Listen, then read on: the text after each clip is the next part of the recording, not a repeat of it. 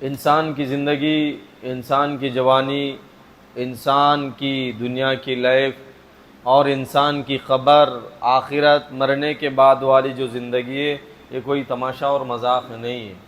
جو انسان اپنے زندگی کو سیریسلی دنیا میں زندگی گزارتا ہے، قبر کے خوف کے ساتھ، موت کو یاد کرتے ہوئے، آخرت کو یاد کرتے ہوئے، وہ انسان ہمیشہ اس دنیا میں ہر قدم خوف خدا، اللہ کے ڈر کے ساتھ قدم اٹھاتا ہے۔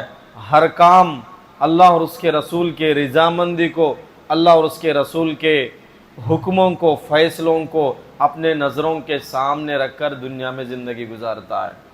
اور جو بندے غافل ہو کر زندگی گزارتے ہیں، اللہ اور اس کے رسول کے فرمانوں کو، حکموں کو چھوڑ کر دنیا میں زندگی گزارتے ہیں، اللہ اور اس کے رسول کے حکموں کا، قرآن کے فیصلوں کا، پیارے نبی صلی اللہ علیہ وسلم کے احادیث سے غافل جو لوگ اس دنیا میں زندگی گزارتے ہیں، وہ لوگ پھر موت کو بھی یاد نہیں کرتے، آخرت کو بھی یاد نہیں کرتے، قبر کو بھی یاد نہیں کرتے، قرآن کی طرف بھی نہیں آتے، اللہ کے سامنے سجدہ کرنا بھی نہیں آتے، کیونکہ انہیں قبر، موت اور آخرت کا خیال نہیں ہے۔ اللہ تبارک و تعالیٰ قرآن مجید میں بھی، پیارے پیغمبر صلی اللہ علیہ وسلم احادیث میں بھی صاف طور پر بتلا دیے ہیں کہ اچھائی کا بدلہ اچھے کی صورت میں مرنے کے بعد انسان کو دیا جائے گا، برائی کا بدلہ انسان کو برے چیزوں کی شکل میں، عذاب کی شکل میں اللہ تبارک و تعالیٰ انسان کو عطا فرمائیں گے موت کے بعد۔ سورہ فاتحہ میں ہر دن کے نمازوں میں ہم پڑھتے ہیں مالک یوم الدین، یوم جزا کے مالک ہے اللہ تبارک و تعالیٰ۔ اللہ تبارک و تعالیٰ یوم جزا کے مالک ہے، یعنی بدلے والے دن کے مالک ہیں۔ اس دنیا میں بھی کورٹ ہے، کچہری ہے، جج ہے، لائرز ہے، ایڈوکیٹس ہے، پولیس اسٹیشن ہے۔ اس دنیا میں سب فیصلے کرنے کے لیے ہیں کہ اچھوں کو، جو لوگ اچھوں کے اوپر ظلم کرتے ہیں، ستاتے ہیں، قتل اور غارت گیری کرتے ہیں، ان لوگوں کو سزا کورٹ میں ملے گی۔ اس دنیا میں بھی فیصلے ہوتے ہیں۔ کوئی بندہ سی ایم کے سیٹ پہ، پی ایم کے سیٹ پہ بیٹھتا ہے، پرائم منسٹر بنتا ہے یا سی ایم بنتا ہے، تو وہ کرتا کیا ہے؟ وہ پورے ڈپارٹمنٹ کو پیغام دیتا ہے، میسج دیتا ہے کہ آپ کے علاقوں میں کوئی ظلم نہ ہو، کوئی کسی پہ زبردستی نہ کرے، کوئی کسی کا قتل نہ کرے، کوئی کسی کے اوپر حملہ نہ کرے۔ اگر آپ کوئی کسی کے اوپر حملہ کرے گا، قتل کرے گا، تو اس کو پولیس اسٹیشن پکڑ کے لایا جائے گا، اس کو جیل میں ڈالا جائے گا، اس کو سزا دی جائے گی، اور سزا سنانے والے جج ہوں گے، کورٹ ہوگا، فیصلہ ہوگا، سب کچھ ہوگا۔ اگر کسی جگہ پہ انصاف نہ ہو، لوگوں کا قتل عام ہو رہا ہو، کسی اسٹیٹ میں، کسی کنٹری میں، کسی علاقے میں، کسی ڈسٹرکٹ میں، تو وہاں کا جو لیڈر ہے، جو حکومت کی کرسی پہ بیٹھا ہے، لوگ اس کے خلاف انصاف کی مانگ مانگیں گے، لوگ اس کے خلاف احتجاج کریں گے، پروٹیسٹ کریں گے، ریالیاں کریں گے، سب کچھ کریں گے کہ انصاف یہاں نہیں ہو رہی ہے، انصاف کی سخت ضرورت ہے، یہاں کی جو پولیس ہے وہ تماشا دیکھ رہی ہے، یہاں پہ کوئی انصاف نہیں ہے۔ تو لوگ اس دنیا میں انصاف کی مانگ کرتے ہیں، کس کو؟ اپنے پرائم منسٹر سے، اپنے سی ایم سے، اپنے ایم ایل اے سے، اپنے ایم پی سے، اور جو کورٹ میں جج بیٹھے ہوئے ہیں ان لوگوں سے انصاف کی مانگ کرتے ہیں، کیونکہ انسان کے اندر اللہ تبارک و تعالیٰ دماغ رکھا ہے، انسان کے جسم میں اللہ تبارک و تعالیٰ دل رکھا ہے، انسانیت رکھا ہے، اس لیے کوئی کسی پہ ظلم کرے، ظلم کرنے والے ظالم کے خلاف آواز اٹھائی جاتی ہے، اس ظالم کو سزا کے لیے پیغام دیا جاتا ہے، اس کو سزا دو۔ اگر کوئی بندہ 10-15 لوگوں کو قتل کر دیا، ظلم کر دیا، وہ گلیوں میں گھوم رہا ہے، بنداس پھر رہا ہے، تو لوگ کہیں گے یہاں کی جو گورنمنٹ ہے یہ بے انصاف گورنمنٹ ہے، ظالم گورنمنٹ ہے، قاتلوں کو ایسے ہی چھوڑ دیتی۔ اللہ تبارک و تعالیٰ اتنا بڑا نظام بنایا، اتنا بڑا سسٹم جب بنائے، تو اللہ تبارک و تعالیٰ مالک ہے، ساروں کو پیدا کرنے والے ہیں، وہ اللہ بھی اپنے انصاف کا جو دن ہوگا، یوم جزا کا جو دن ہوگا، حساب کا جو دن ہوگا، اس دن اللہ تبارک و تعالیٰ انصاف کریں گے. جو لوگ اس دنیا میں اللہ کو راضی کرنے کے لیے صبح میں فجر کی نماز میں اٹھتے تھے, ٹھنڈے پانی سے وضو بناتے تھے, جو لوگ دور سے اللہ کے گھر تک مسجد تک چل کر آتے تھے, اللہ کے سامنے سجدہ کرتے تھے, اللہ تبارک و تعالیٰ ان لوگوں کو, اور جو لوگ اللہ کی اذان کو سننے کے بعد, نماز کو بلانے کے بعد بھی اللہ کے نعمتوں کو رات میں پیٹ بھر کھا کر, اللہ کے دیے ہوئے مال و دولت سے نرم نرم بستروں پہ سو کر, اللہ کے دیے ہوئے مال و دولت سے گھر میں اے سی چلا کر سکون کی نیند سو کر جو لوگ فجر کی نماز نہیں پڑھتے, اللہ تبارک و تعالیٰ دونوں کو جنت میں بھیج دے, تو اللہ انصاف کرنے والا اللہ کیسا ہوگا؟ اللہ پھر وہ مالک کیسا ہوگا؟ قتل کرنے والوں کو اور قتل ہونے والے مظلوم کو دونوں کو جنت دے دے, یہ انصاف کیسے ہو سکتا ہے؟ نماز پڑھنے والے کو, نماز چھوڑنے والوں کو دونوں کو جنت دے دے, یہ انصاف کیسے ہو سکتا ہے؟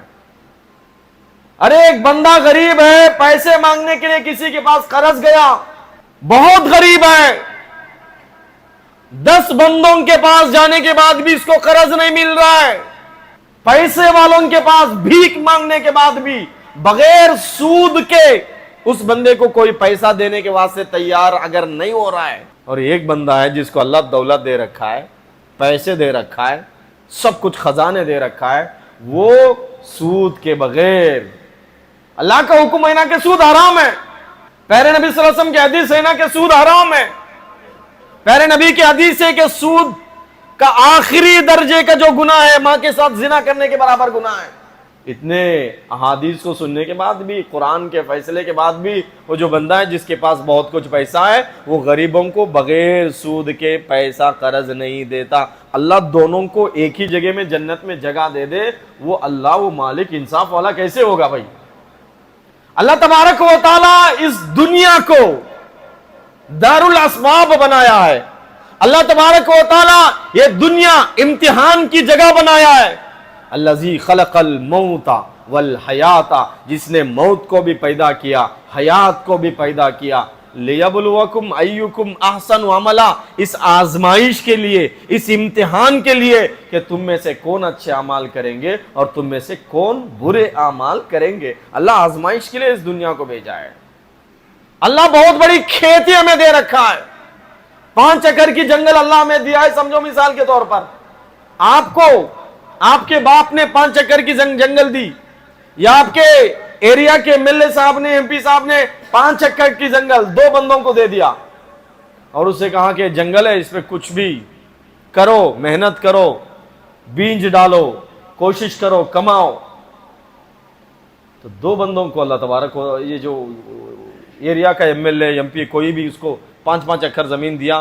ایک بندہ تھا جس نے محنت کی, اس میں پھل بیج ڈالا اور اس میں زراعت کی, کوشش کی, کھیتی باڑی کی, پھل اور فروٹ سب کچھ نکلا. اور ایک بندہ ہے آرام سے سوتا رہا, انجوائے کرتا رہا, بعد میں دیکھیں گے. اب موقع دونوں کو دیا گیا, جو بندہ اس میں محنت کرے گا, کوشش کرے گا, پھل وہی کھائے گا, اور جو بندہ محنت نہیں کرے گا, جو بندہ کوشش نہیں کرے گا, وہ بعد میں چل کر نقصان اٹھائے گا, وہ بعد میں چل کر روئے گا, ارے میں نے غفلت کی زندگی گزاری ہے, میری کوشش نہیں تھی, میں نے کچھ بھی اس کے اوپر کوشش نہیں کی, اور غلطی ایم ایل اے کی نہیں تھی, ایم پی کی نہیں تھی, اس کو زمین دینے والے کی نہیں تھی, غلطی اس کی تھی جس نے ٹائم پاس کیا, اس زمین کے اوپر محنت نہیں کی. کل مرنے کے بعد نیک لوگوں کو اللہ تبارک و تعالی جنت میں جگہ عطا فرمائیں گے, برے لوگوں کو اللہ تبارک و تعالی دوزخ کی شکل میں اللہ ان لوگوں کو عذاب عطا فرمائیں گے. اللہ ظالم نہیں ہے, اللہ انصاف کرنے والے ہیں. یہ جنت کوئی آسان نہیں ہے. ہم سوچتے ہیں نا کہ جنت بہت آسان ہے. جو انسان اللہ کے حکموں کا مذاق اڑاتا ہے, جو انسان قرآن کے فیصلوں کو سننے کے بعد بھی, مسجد میں جمعے میں بیان سننے کے بعد بھی, جو انسان پیارے نبی کے احادیث کو سننے کے بعد بھی, جو انسان اللہ کے دھرتی پہ رہ کر, اللہ کے زمین پہ رہ کر, اللہ کے دیے ہوئے سورج کی روشنی میں گھوم کر, اللہ کے دیے ہوئے آسمان سے جو پانی اللہ پاک برساتا ہے, اس پانی کو پی کر اللہ کے دیے ہوئے سانس کو لیتے ہوئے، اس کے دیے ہوئے نعمتوں کو کھاتے ہوئے، اس اللہ کی نافرمانی میں زندگی گزارتے ہوئے اگر وہ سوچ رہا ہے کہ مرنے کے بعد مجھے جنت ملے گی، مرنے کے بعد سیدھا خبر میں فرشتے میرے سے سوال کریں گے، میں سوال کا جواب دے دوں گا، مرنے کے بعد سیدھے میرے خبر میں جنت کی ہوا چلے گی، جنت کی کھڑکی کھلے گی، جنت کا بچھونا بچھایا جائے گا، وہ انسان غافل ہے، غفلت کی حالت میں اس کی زندگی گزر رہی ہے۔ پیارے نبی صلی اللہ علیہ وسلم قبرستان کے اوپر سے گزر رہے تھے، کسی کا جنازہ تھا، قبرستان میں گئے، 5 قبر وہاں موجود تھے۔ حضور صلی اللہ علیہ وسلم نے پوچھا یہ قبریں کس کی ہے؟ بتلایا گیا کہ کافروں کی قبریں ہیں، اللہ کو جو نہیں مانتے تھے، اللہ کے جو منکر تھے، ان لوگوں کی قبریں ہیں۔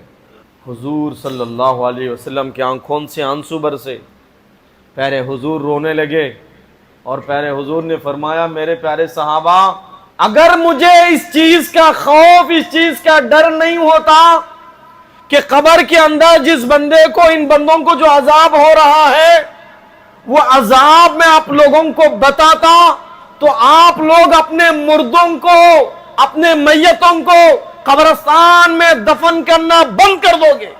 حضرت عثمان غنی پیارے حضور نے اپنے پیارے زبان سے فرمایا کہ عثمان جنتی ہے، اللہ تبارک و تعالی جنت کی سرٹیفکیٹ عثمان کو دنیا میں دے دیے، اور پیارے پیغمبر نے اپنے 2 بیٹیوں کی نکاح حضرت عثمان کے نکاح میں 2 بیٹیوں کو اپنے دیے ہیں، اور وہ پیارے عثمان قبرستان سے کبھی گزرتے تو اتنا روتے تھے کہ ان کی جو داڑھی تھی وہ بھیگ جایا کرتی تھی۔ آج ہمیں قبر کا کوئی خوف نہیں، آج ہم سنتے ہیں نماز جو بندے جان بوجھ کر چھوڑتے ہیں ان کی قبر میں جہنم کی آگ لگے گی، ان کی قبر میں جہنم کے بچھو اور سانپ ہوں گے۔ ابھی سن رہے نا، صرف اگلے جمعے میں لوگ نظر آئیں گے، اگلے جمعے تک یہ لوگ مسلمان بن کے زندگی نہیں گزاریں گے۔ یہ لوگ بس اللہ کی نعمتیں چاہیے، آکسیجن چاہیے، کھانا چاہیے، بریانی چاہیے، اتوار آئے تو گوشت چاہیے، مٹن چاہیے، موبائل چاہیے، ڈیٹا چاہیے، پیسے چاہیے، دولت چاہیے، اچھے اچھے کپڑے چاہیے پہننے کے لیے، سیزن کے فروٹس ان لوگوں کو چاہیے، سیزن کے پورے فروٹس چاہیے، اور اللہ کے اذان کو سننے کے بعد سجدہ کرنے کے لیے اللہ کے جو بندے ہیں لوگ نہیں آتے، اور پورے ہمت کے ساتھ، حوصلے کے ساتھ پھر زندگی گزر رہی ہے۔ نہ قبر کا کوئی خوف ہے، نہ آخرت کا کوئی خوف ہے، نہ قبر کے حالات کا کوئی ڈر ہے۔ ابو بکر صدیق رضی اللہ تعالیٰ عنہ کے دور میں ایک بندہ تھا، مسلمان تھا، مسلمان، کافر کی بات نہیں کر رہا ہوں، انتقال ہو گئے۔ جب وہ انتقال ہوئے، ان کے جنازے کے لیے جنازہ سامنے رکھا گیا، ابو بکر صدیق رضی اللہ تعالیٰ عنہ نماز پڑھانے کے لیے سامنے گئے۔ میت جو ہے جنازے کے اندر سے، کفن کے اندر کوئی چیز ہل رہی تھی، میت شیورنگ جیسا تھا نا، کوئی چیز ہل رہی تھی اندر سے، ایسے میت اندر سے تڑپ رہا تھا۔ ابو بکر صدیق رضی اللہ تعالیٰ نے کہا کہ کیا ہے اندر، نکالو کفن۔ کفن کو نکالا گیا تو دیکھا کہ ایک بہت ہی بڑا سانپ تھا جو میت کے جسم سے لپٹا ہوا تھا اور اس کے بدن سے خون چوس رہا تھا۔ ابو بکر صدیق رضی اللہ تعالیٰ عنہ، وہاں بہت سارے لوگ کھڑے تھے، صحابہ کرام موجود تھے، پیارے حضور کے بعد کے زمانے کی بات بول رہا ہوں، صحابہ کرام کا زیارت کرنے والا، پیارے نبی صلی اللہ علیہ وسلم کے پیارے صحابوں کا زیارت کرنے والا، دیدار کرنے والا، ان کے زمانے میں ان کے بیانات سننے والا۔ لکڑی منگایا گیا کہ لکڑی لاؤ، سانپ نکالو، مارو اس سانپ کو، زہریلا سانپ ہے۔ تو فوراً سانپ کو اللہ زبان عطا فرماتا ہے، سانپ بول اٹھتا ہے، میں خود نہیں آیا، اللہ کے حکم سے آیا ہوں، اور آپ لوگوں کے عبرت کے لیے آیا ہوں۔ قیامت کی صبح تک جب تک اس بندے کو اللہ اپنے سامنے نہیں کھڑا کرے گا، اللہ میری ڈیوٹی لگا رکھا ہے کہ میں روز اس کو ڈھسوں گا، اس کو تکلیف دوں گا، اس کو عذاب میں مبتلا کر دوں گا، اللہ کے حکم سے میں آیا ہوں۔ ابو بکر صدیق نے اس سانپ سے پوچھا کہ اس کا جرم کیا تھا، اس کی غلطی کیا تھی؟ یہ اتنا بڑا نافرمان کیا نافرمانی دنیا میں کیا کرتا تھا. اللہ تبارک و تعالیٰ اس کو دنیا میں ہی قبر میں جانے سے پہلے ہی عذاب میں اپنے مبتلا فرما دیا. اس کی کیا غلطی تھی؟ تو وہ سام بول اٹھا کہ اس کی 3 غلطیاں ہے. اس کی پہلی غلطی یہ ہے کہ اللہ کے حکم کو سننے کے بعد، اللہ کے اعلان کو سننے کے بعد، مؤذن کے اذان کے بعد اس کے کانوں میں آواز پڑتی تھی کہ اللہ اکبر، اللہ سب سے بڑا ہے، حی علی الصلاۃ، نماز میں کامیابی ہے، حی علی الفلاح، نماز میں کامیابی ہے. اس کی پہلی غلطی یہ تھی کہ اذان کو سننے کے بعد بھی غافل ہو کر زندگی گزارتا تھا، گھر میں سوتا تھا، اپنے کام میں مشغول رہتا تھا، اللہ کے گھر میں عبادت کے لیے، سجدے کے لیے مسجد نہیں جایا کرتا تھا. اس کی پہلی غلطی یہ ہے. اس وجہ سے میں اس کو ڈھس رہا ہوں. اللہ قیامت کی صبح تک اس کے لیے یہ عذاب مقرر کر دیا. یہ غلطی ہم میں سے کون کون کر رہے ہیں بھائی؟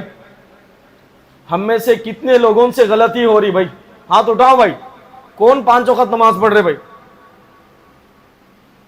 میرے اللہ کے بندو، اللہ سے ڈر کر دنیا میں زندگی گزارو. نام رکھنے سے، عبداللہ نام رکھنے سے، محمد نام رکھنے سے اور جمعہ نماز پڑھنے سے، اپنے آپ کو مسلمان بولنے سے کام نہیں چلتا.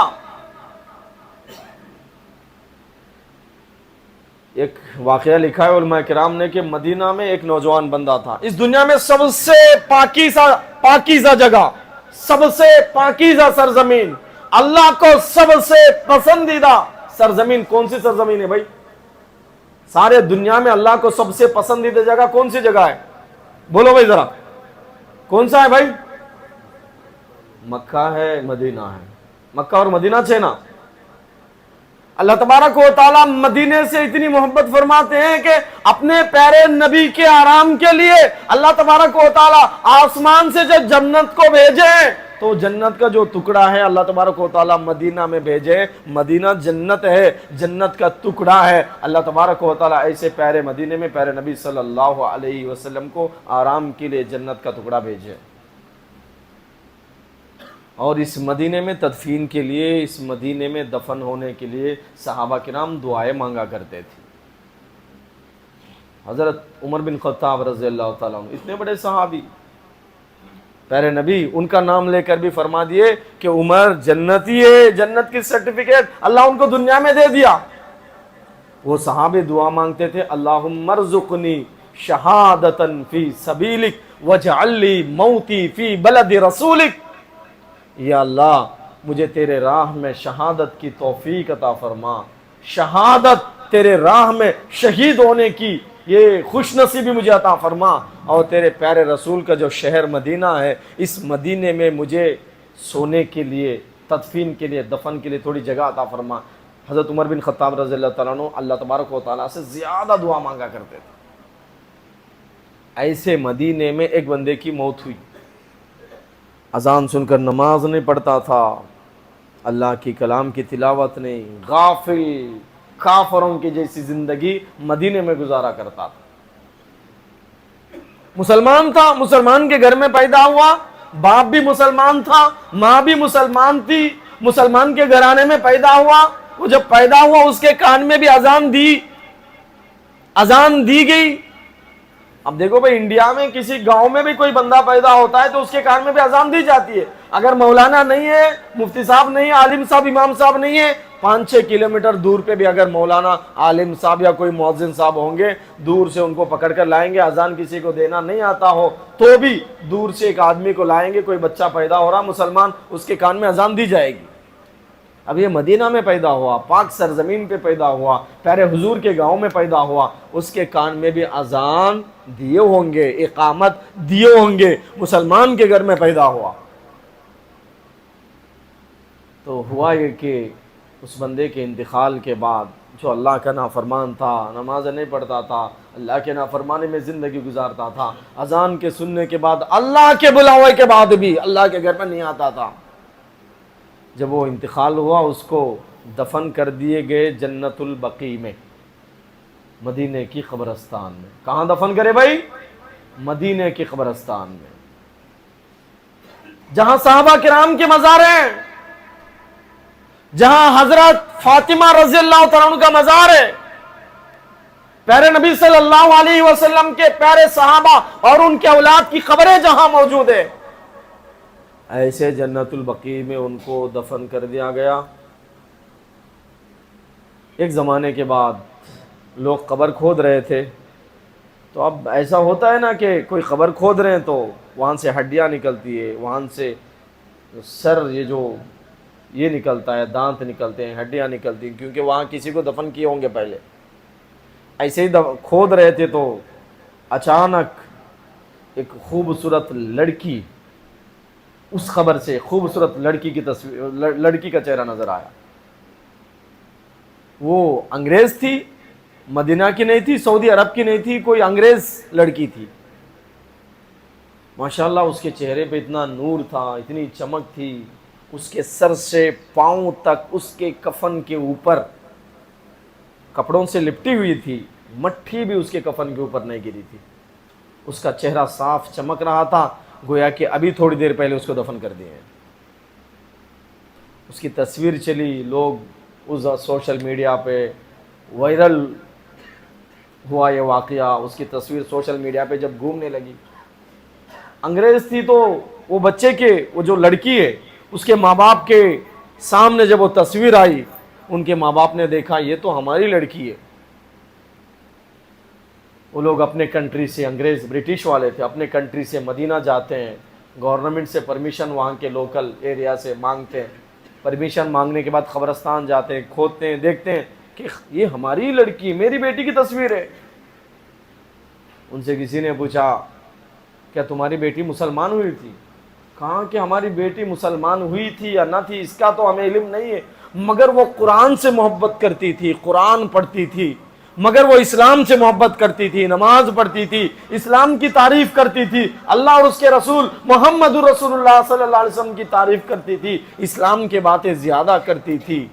وہاں کے علماء کرام نے کہا کہ تمہاری بچی پیارے رسول سے زیادہ محبت کرتی تھی، اسلام اور قرآن سے محبت کرتی تھی، اس لیے عیسائیوں کے قبرستان سے، کرسچن تھی، عیسائیوں کے قبرستان سے اللہ تبارک و تعالیٰ اس بچی کو مدینہ میں دفن کا موقع عطا فرماتے ہیں. یا مدینہ میں جو بندہ دفن تھا وہ اسلام سے نفرت کرتا تھا، نمازیں نہیں پڑھتا تھا، اللہ اس بندے کی لاش کو وہاں جا کر چیک کیا گیا. اس بچی کو جہاں لندن میں دفن کیا گیا تھا، وہاں جب چیک کیا گیا، قبرستان کو کھود کر قبر میں جب دیکھا گیا تو یہ جو مدینہ میں دفن ہوا تھا وہ بندہ وہاں پہ نکلتا ہے.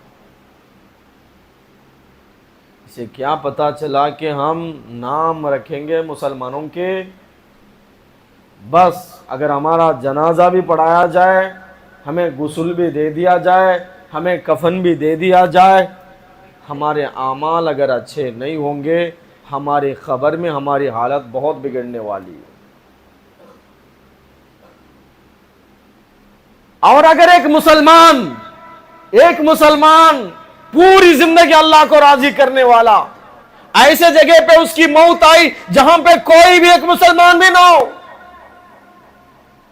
اگر اس کو نان مسلم، غیر مسلم اس کو جلا بھی دے، اگر عیسائی اپنے طریقے کے حساب سے اس کو دفن بھی کر دیں، اس کو دفن کرنے کے لیے، کفن دینے کے لیے، جنازے کی نماز پڑھانے کے لیے کوئی ایک مسلمان بھی موجود نہ ہو، اللہ کی قسم ایمان کی حالت میں جو بندہ اس دنیا میں زندگی گزارے گا، اللہ سے ڈر کر زندگی گزارے گا، اللہ اور اس کے رسول کے محبت میں جو بندہ زندگی گزارے گا، اللہ تبارک و تعالیٰ اس کے لیے آسمان سے فرشتوں کا انتظام فرما دیں گے، جو فرشتے اس کا غسل کروائیں گے، جو فرشتے اس کو کفن پہنائیں گے، جو فرشتے اس کو شریعت کے حساب سے جنازے کی نماز پڑھا کر اس کو دفن کرنے کے واسطے اللہ تبارک و تعالیٰ اس کے لیے انتظامات فرمائیں گے.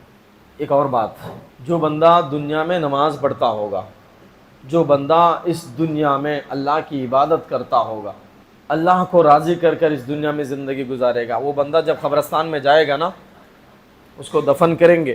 حدیث میں الگ الگ طور پر باتیں ہیں. جو نافرمان ہے اس کو دنیا میں ہی اس کو پتہ چلے گا، اور جو بندہ اللہ کو راضی کر کر، اللہ کی عبادت کر کر، اللہ کو خوش کر کر اس دنیا میں زندگی گزارتا ہے، اللہ تبارک و تعالی اس بندے کے جنازے میں شامل ہونے والوں کو، اس کا جنازہ اٹھانے والوں کو بھی اللہ تبارک و تعالی مغفرت کے فیصلے فرما دیتے ہیں۔ یہ حدیث کی بات ہے۔ اب جو بندہ اللہ کو راضی کر کر دنیا سے گیا، اس کے ساتھ فرشتے کیا معاملہ کریں گے، ایک مرتبہ سوچو۔ اس سے پہلے میں بتایا تھا کہ سورہ ملک کے بارے میں، ابھی سورہ ملک کی کچھ آیت میں بیان سے پہلے تلاوت کیا تھا۔ پیارے نبی صلی اللہ علیہ وسلم کے پاس ایک صحابی آتے ہیں، وہ ایک جگہ پہ خیمہ لگائے ہوئے تھے۔ آج کل لوگ چھوٹے چھوٹے خیمے لگاتے ہیں نا، کہ زندگی گزارنے والے غریب لوگ، اوپر سے ایک دو پٹے لگا لیے، بس وہاں پہ زندگی گزار لیے۔ ایک صحابی کا خیمہ تھا، ان کے خیمے کے پاس سے، ان کے جھونپڑی کے پاس سے سورہ ملک جو تبارک الذی سورہ ہے، یہ پڑھنے کی تلاوت کی آواز آ رہی تھی۔ تو پیارے حضور کے پاس گئے، ان سے کہا کہ یا رسول اللہ صلی اللہ علیہ وسلم، میرے خیمے کے پاس سے سورہ ملک کے پڑھنے کی آواز آتی ہے، تلاوت کی آواز آتی ہے۔